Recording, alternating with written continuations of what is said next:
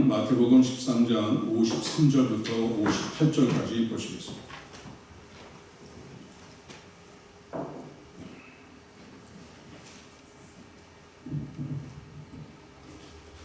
제가 받들어서 공동하겠습니다. 예수께서 이 모든 비유를 마치신 후에 그곳을 떠나서 고향으로 돌아가사 그들의 회당에서 가르치시니 그들이 놀라 이르되 이 사람의 이 지혜와 이런 능력이 어디서 났느냐? 이는 그 목수의 아들이 아니냐? 그 어머니는 마리아, 그 형제들은 야고보, 요셉, 시몬, 유다라 하지 않느냐? 그 누이들은 다 우리와 함께 있지 아니하냐? 그런즉 이 사람의 이 모든 것이 어디서 났느냐 하고 예수를 배척한지라. 예수께서 그들에게 말씀하시되 선지자가 자기 고향과 자기 집 외에서는 존경을 받지 않음이 없느니라 하시고 그들이 믿지 않음으로 말미암아 거기서 많은 능력을 행하지 아니하시니라. 아멘.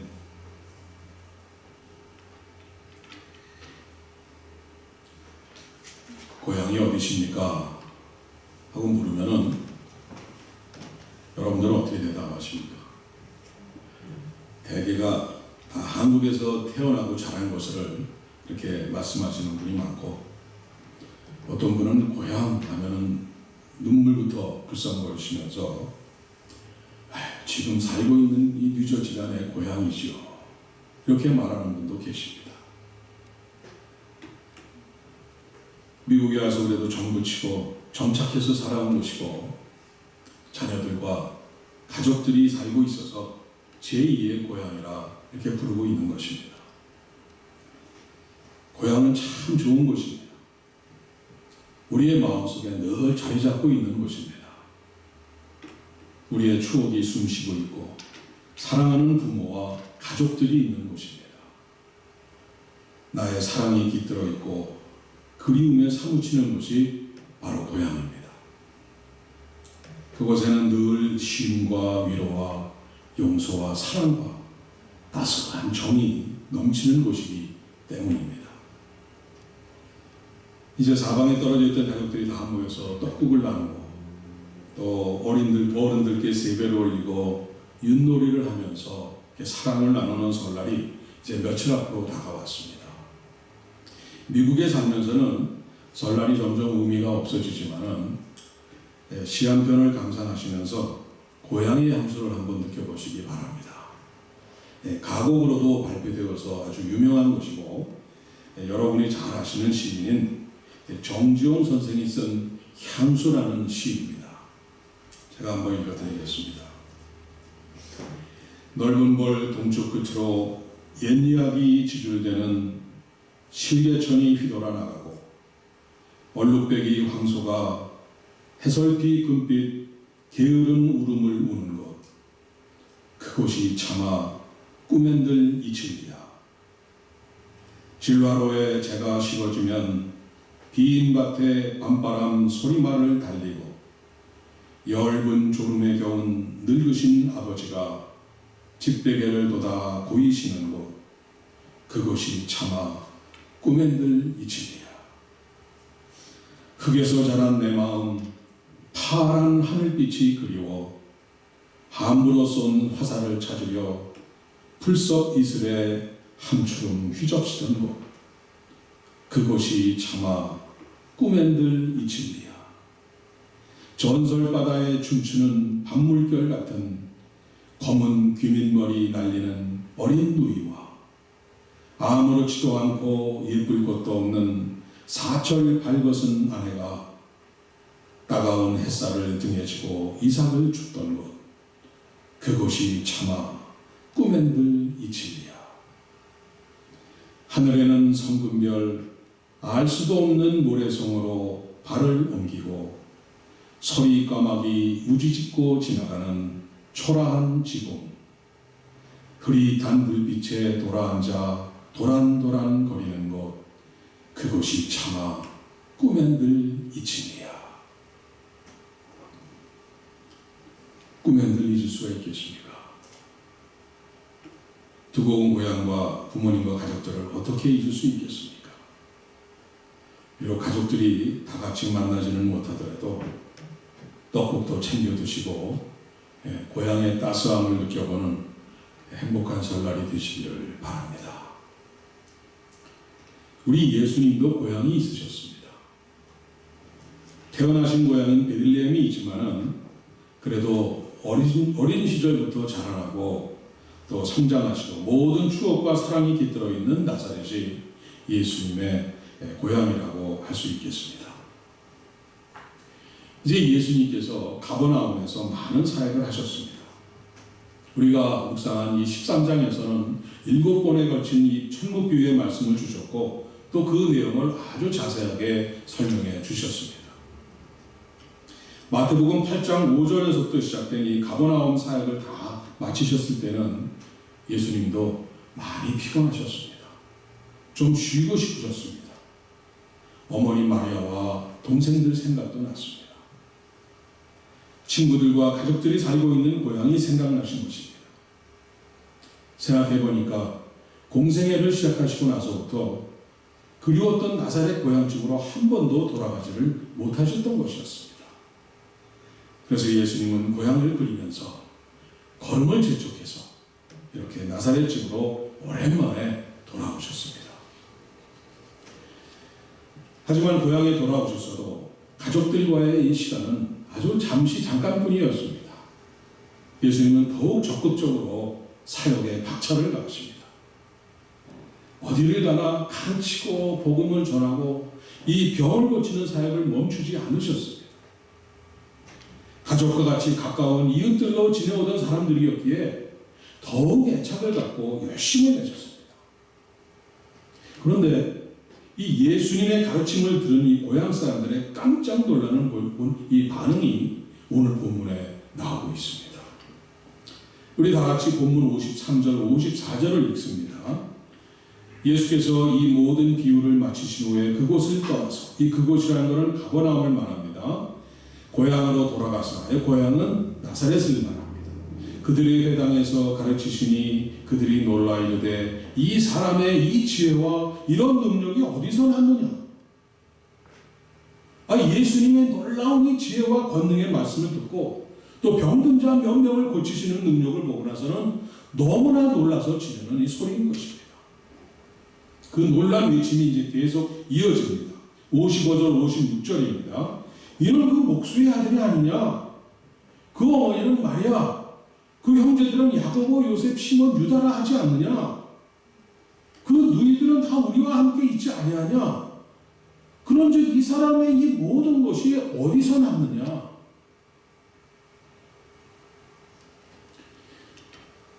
예수님은 고향 나사렛으로 돌아오셨습니다.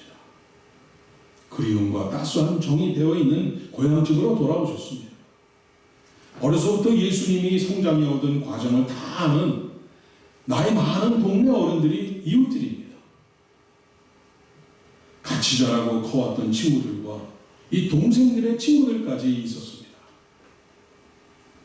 친척과 친지들 주위에 모두 잘 아는 사람들이었습니다. 더구나 예수님 가족은 그 조그마한 마을에서 아버지 목수 때부터 목수일을 해왔고 예수님도 아버지 요셉을 도와서 목수일을 해왔었기 때문에 동네 사람들이 다 아는 그런 예수님이셨습니다. 이렇게 하나님의 아들이신 우리 예수님은 어느 동네에서나 흔히 볼 수 있는 아주 평범한 가정을 통해서 오셨습니다.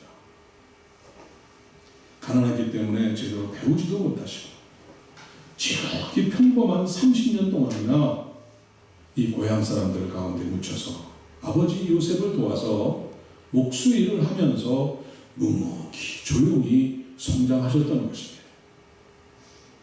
그러다가 공생의 사역을 위해서 고향을 떠나셨습니다. 그리고는 여러 달이 지난 후에 떠났던 모습 그대로 돌아오십니다. 얼굴 모습도 허름한 옷차림도 떠났던 모습 그대로 돌아오셨습니다. 단지 혼자가 아니라 이 제자들이라는 이런 사람들과 같이 무리를 지어서 돌아오신 것입니다. 그러더니 동네 회당에 가셔서 놀라운 말씀들을 하십니다. 본문 내용과 같은 상황을 자세히 기록한 다른 복음서에 있는 것들을 보면은 예수님께서 이런 말씀을 하셨습니다. 주의 성령이 내게 임하셨으니 심지어 내가 하늘로서 왔다 이렇게 말씀하셨을 때는 그 자리에 있던 모든 고향 사람들과 심지어 동생들과 가족들 친척까지도 모두가 깜짝 놀라지 않을 수가 없었습니다. 아무리 예수님이 가버나움에서 행하신 놀라운 기사와 소문들을 직접 보지는 못했지만 그 소문들을 다 듣고 있었지만은 돌아온 예수님의 모습이 영락없는 이 목수집 큰아들인 것으로 확인했는데 병자 몇 명 고치고 놀라운 지혜 말씀을 한다고 해서 갑자기 하나님의 아들이라고 믿는 것은 쉽지가 않은 일이었습니다. 제가 만약 기도원 몇 달 갔다 와가지고 여러분들한테 이런 말씀을 한다고 한번 상상해 보시기 바랍니다.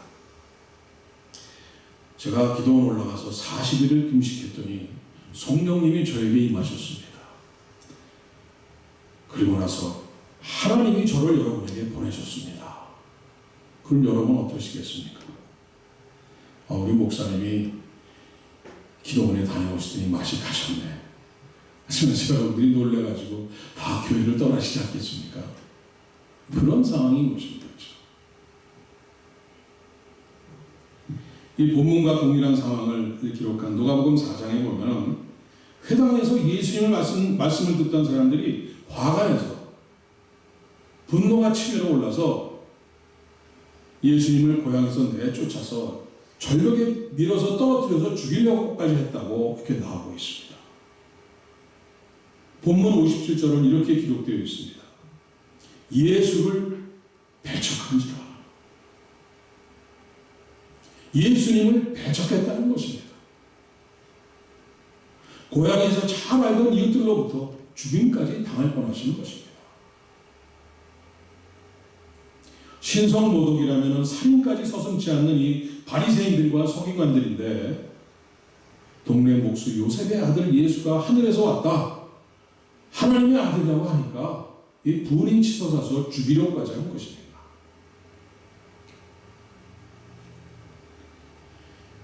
요한복음 1장 11절에 자기 땅에 오매 자기 백성이 영접하지 아니하였다라고 기록되어 있습니다. 자기 땅, 그것도 당신의 고향 나사렛에 와서 주님은 배척당하신 것입니다. 근데 우리가 생각해 보면 예나 지금이나 사람들이 예수님을 주님으로 영접하지 않는 이유가 간단합니다. 너무나 평범하게 우리와 똑같은 모습을 하고 우리에게 찾아오셨기 때문입니다. 훌륭하신 분, 거룩하신 분은 언제나 우리와 좀 거리가 있고 멀다고 우리는 생각을 합니다. 뭔가 우리들과는 다른 모습이고 아주 특별한 분이라고 우리는 생각을 합니다. 그래서 가까이 있는 사람은 언제나 늘 보던 사람들은 저 사람이 크게 뭐가 변한 게 있겠어 하면서 이렇게 대수롭지 않게 이렇게 우리는 생각을 합니다. 밖에서는 대단한 존경과 추앙을 받을 정도로 이렇게 훌륭한 사람도 집안 식구들에게는 평범한 아버지나 어머니밖에 안 되는 그런 것과 똑같은 것입니다.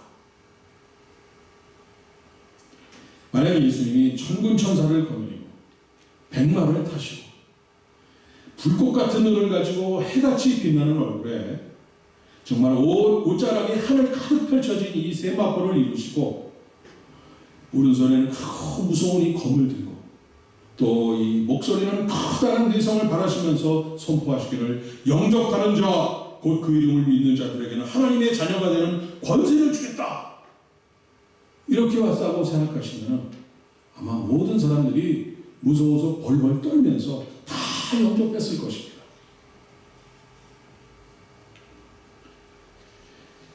그러나 우리 주님은 그런 방법을 취하시는 분이 아닙니다. 그 어떠한 사람도 강압적이거나 이런 두려움 속에서 어쩔 수 없이 받아들이게 하는 분이 아닙니다. 우리 주님은 우리들의 마음을 끌기 위해서 억지로 분위기를 조장하는 분이 아닙니다.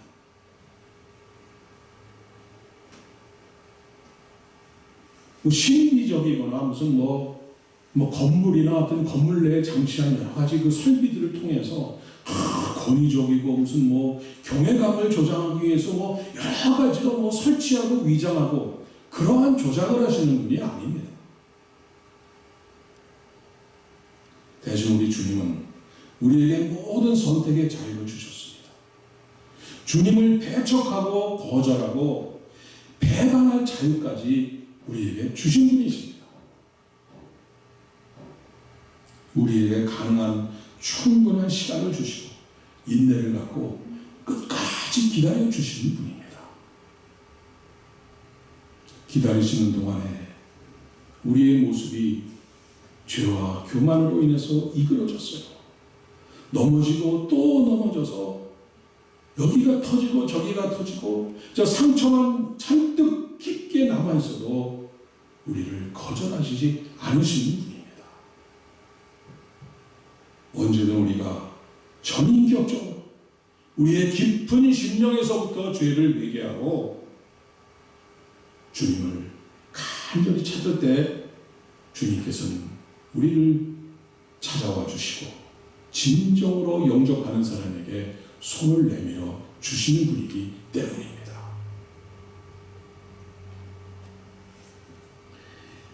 아주 가까운 친구 관계인 이 두 분의 목사님이 나누는 실제 대화의 내용이 책에 나와 있는데 제가 말씀드립니다. 한 목사님이 아주 깊은 기도하는 중에 주님을 만났다고 그 상대 친구 목사님에게 얘기를 털어놓습니다. 그런데 놀랍게도 그 만난 주님이 너무나 평범하고 아주 지극히 아주 별 특징이 없는 그러한 모습이었다는 것입니다. 그래서 가까이 마주 앉아서 깊이 친해지면서 밤새도록 재미나고 진지하게 세상 얘기도 나누고 세상 돌아가는 얘기도 나누고 성경 말씀 얘기도 나누고 그렇게 많이 얘기를 나눴다는 것입니다. 그때 그 친구 목사님이 듣다가 이렇게 묻습니다. 아니 나사렛 사람들은 우리 예수님이 너무나 평범해 보여서 알아보지도 못했는데 자네는 어떻게 그분이 주님이신 줄 알았는가? 그랬더니 그 목사님이 처음에는 자신도 주님을 알아보지 못했다고 합니다. 그런데 그 목사님이 갑자기 눈물을 흘리시면서 이렇게 말을 합니다. 긴 대화를 나누신 후에 창문 밖으로 보이는 저 눈부신 밝은 곳을 손으로 가리키면서 저곳은 우리가 좀 더 대화하기가 편한 곳이지. 그렇게 말씀하시는 순간 그 손등에 못에 찢어진 그 못자국을 내가 생생히 보았네. 그러면서 울고 통곡을 하는 것입니다. 그리고 두 목사님은 서로 맞잡고 한참을 울었다고 이렇게 실화의 내용이 그 책에 나와 있습니다.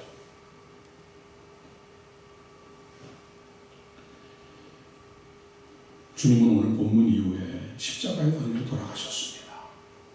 부활하시고 승천하셨습니다. 그리고 2000년이라는 시간이 흘렀습니다. 2000년의 시간 동안 주님의 뒤를 이은 12제자와 사도 바울과 같은 이런 수많은 순교자와 전도자들의 피와 땀과 눈물로 오늘날 전 세계 방방곡곡에는 수천 수십만 개의 교회들이 세워져 있습니다. 그리고 땅끝까지 이르러 수십만 명의 선교사들이 예수 그리스도의 이름을 전하기 위해서 십자가 복음을 전하기 위해서 목숨을 걸고 이름도 없이 빛도 없이 헌신하고 있습니다. 예수님 당시의 고향 나사렛 사람들은 한 동네에서 자라고 이 성장한 이 청년 예수가 자신이 하나님의 아들이라고 하늘에서 보내심을 받은 메시아라고 하셨을 때 아무리 예수님이 기적을 행해서 아무리 예수님의 말씀이 권능과 지혜의 말씀을 선포했어도 도저히 이해할 수가 없고 할 수가 없었고 용납할 수가 없었습니다. 그럴 수 있습니다. 그러한 정황 속에 이해할 수가 있습니다. 그런데 오늘 우리들은 예수님을 배척할 근거가 없습니다. 핑계될 그 핑계거리와 이유를 찾을 수가 없습니다. 우리에게 남겨주신 하나님의 말씀이자 이 분명한 증거인 신구약 성경을 절대로 불변하는 진리의 말씀으로 주셨습니다. 2000년의 역사 속에 기록된 모든 순교자들의 피와 교회의 역사가 예수님은 성자 하나님이시고 우리를 위해 십자가에 달리셔서 그 고통을 대신 감당하시고 부활하신 우리의 구원자이심을 분명히 증거하고 있기 때문입니다. 그런데도 어찌된 일인지 오늘 믿음을 찾기가 어렵습니다. 교회 안에서도 그 믿음을 찾기가 어렵습니다. 우리 예수님은 여전히 배척당하고 계십니다. 심지어 교회에서도 예수님은 배척당하고 계십니다. 왜 그렇습니까? 예수님을 믿지 않기 때문입니다.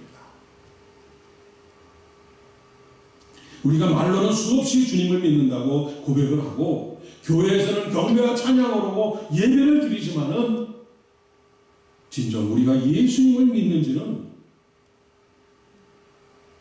성경에 기록된 예수 그리스도를 믿는지 내가 원하는 예수 그리스도를 믿는지는 여러분들 자신이 너무나 잘 알고 계십니다.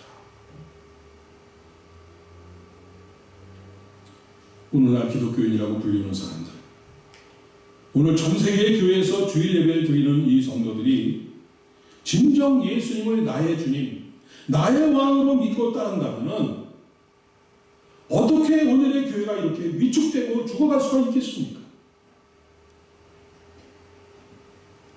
기독교인이라고 불리는 사람들이 예수님을 진정 믿고 말씀대로 따르며 산다면 세상에 어떻게 이렇게까지 혼란하고 어지러울 수가 있겠습니까?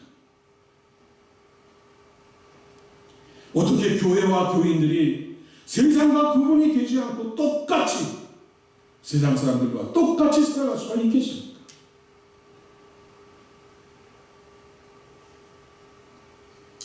맨하탄에 이 소재한 잘 아시는 이 리디머 처치에서 작년에 은퇴하시고 미국 기독교계에서 가장 많은 존경을 받고 있는 팀 켈러 목사님이 은퇴하시기 전에 진지한 질문을 제시하셨습니다. 가짜 기독교인이라면 대답할 수 없는 3가지 질문을 제시하셨습니다. 반대로 하면은 진정 예수님을 믿는 진정한 그리스도인이라면 분명히 대답할 수 있는 질문이라는 것입니다. 잘 들어보시기 바랍니다. 받아 적으셔도 됩니다. 첫째, 당신의 삶에 나타난 하나님의 임재하심의 증거가 있는가? 둘째, 성경 말씀이 당신을 변화시키고 있다는 증거가 있는가? 셋째, 하나님의 은혜에 대한 감사가 자라나는 증거가 있는가?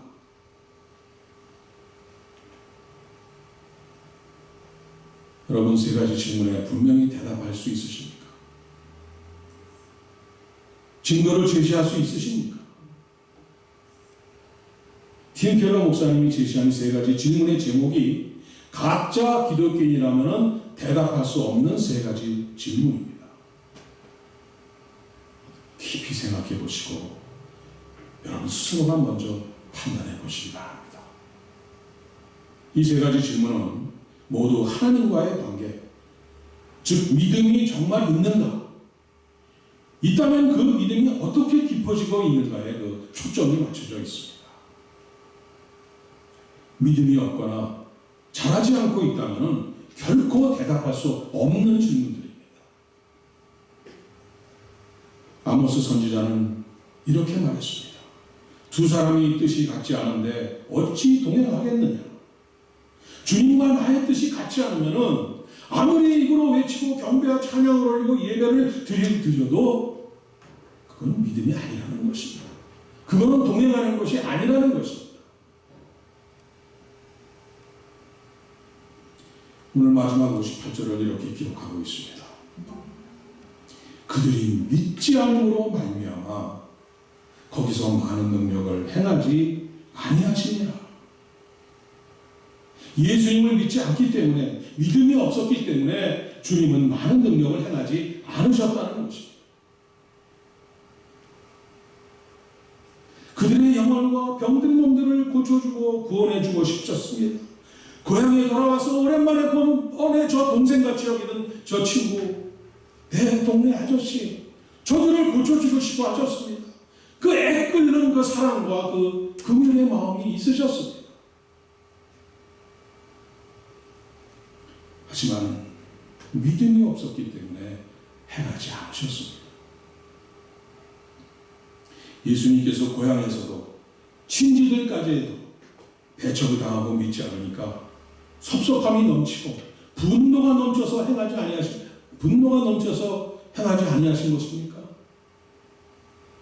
아닙니다. 예수님은 그런 분이 아니십니다.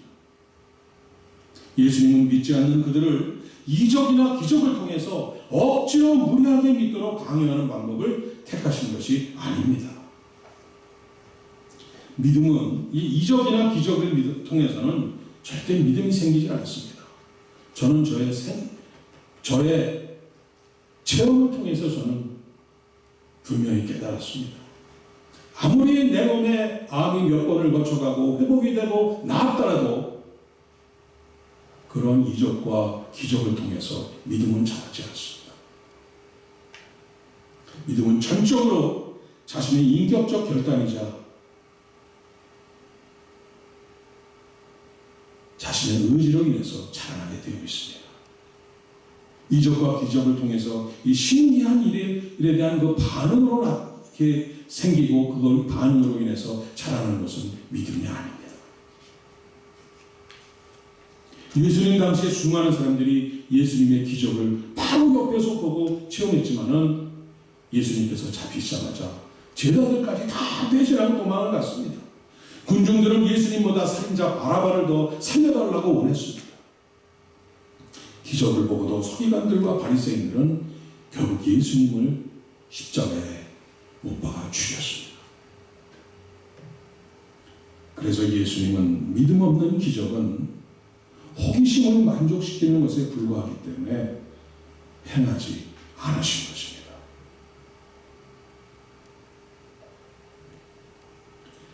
예수님은 지극히 평범한 우리의 이웃으로 고향과 같이 따스하고 포근한 친구로 여러분을 찾아오셨습니다. 여러분의 걱정과 근심을 맡아주시기 위해서 오신 분입니다. 우리들의 모든 그 부끄러운 죄를 대신해서 십자가에서 그 끔찍한 고통을 우리 대신 감당하신 분이십니다. 그런 예수님을 향한 여러분의 믿음은 지금 어디에 있습니까?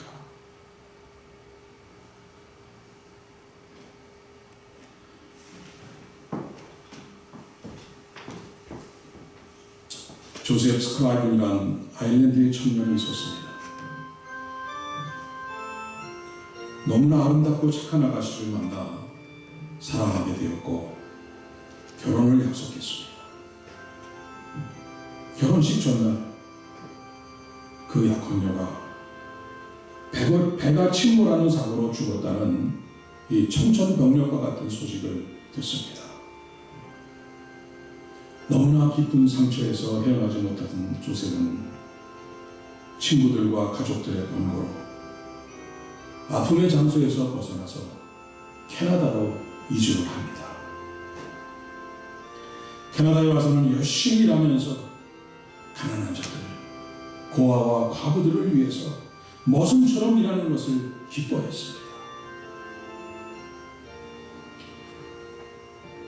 종종 삭슬받지도 않고 오히려 자신이 열심히 일해서 모아낸 그 작은 재산을 써가면서 헌신적으로 봉사하면서 살았습니다. 그러던 중에 아름다운 캐나다 아가씨를 만나서 사랑을 하고 결혼을 약속합니다.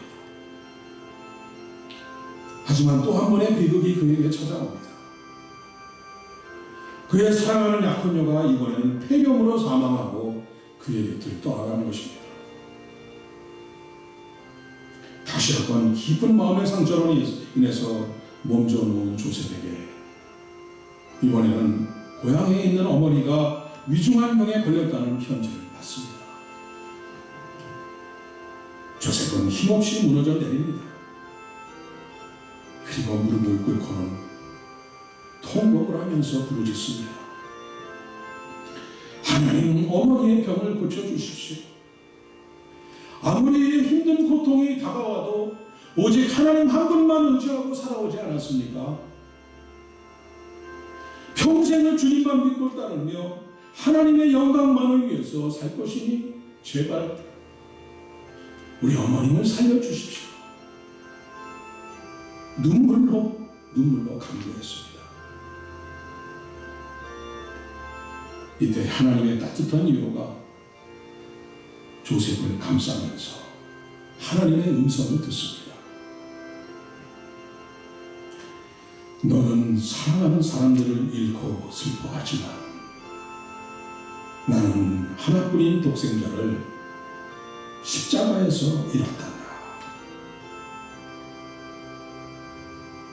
조셉은 하나님의 그 크신 사랑을 온몸으로 느끼면서 믿음을 회복합니다.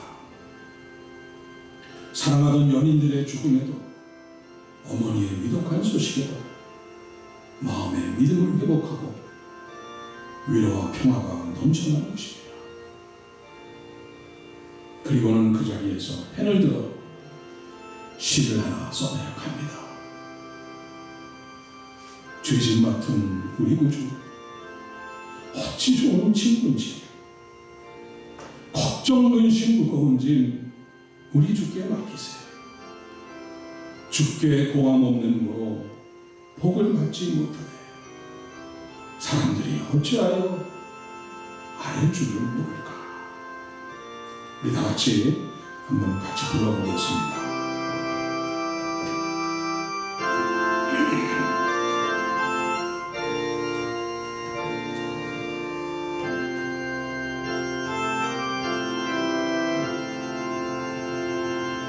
죄짐 맡은 우리 구주, 어찌 좋은 친구지.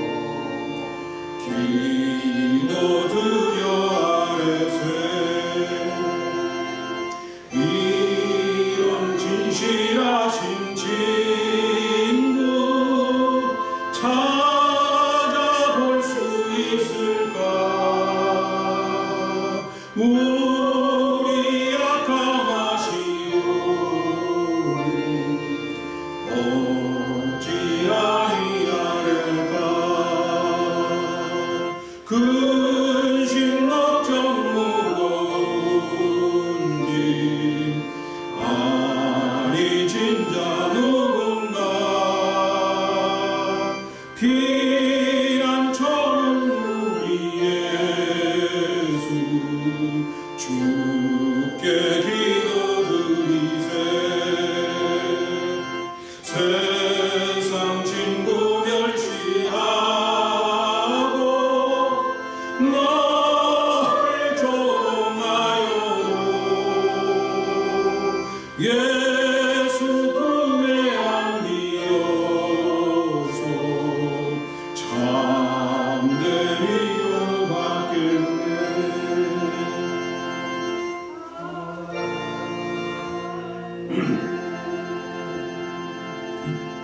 사랑하는 여러분, 오늘 여러분의 믿음은 어디 있습니까? 오늘 예수님께서는 믿지 않음으로 말미암아 많은 능력을 행하지 않는다고 하셨습니다. 반대로 해석하면 믿기만 하면 우리 주님께서 우리를 위해서 못하실 것이 없다는 말씀입니다. 오늘 팀 켈러 목사님의 세 가지 질문을 깊이 스스로 물어보시고 답하시면서 여러분의 믿음을 확증하시기 바랍니다. 여러분이 회복한 믿음으로 많은 은혜와 기도 응답을 받으면서 사는 복된 여러분이 되시기를 주님의 이름으로 간절히 축원드립니다.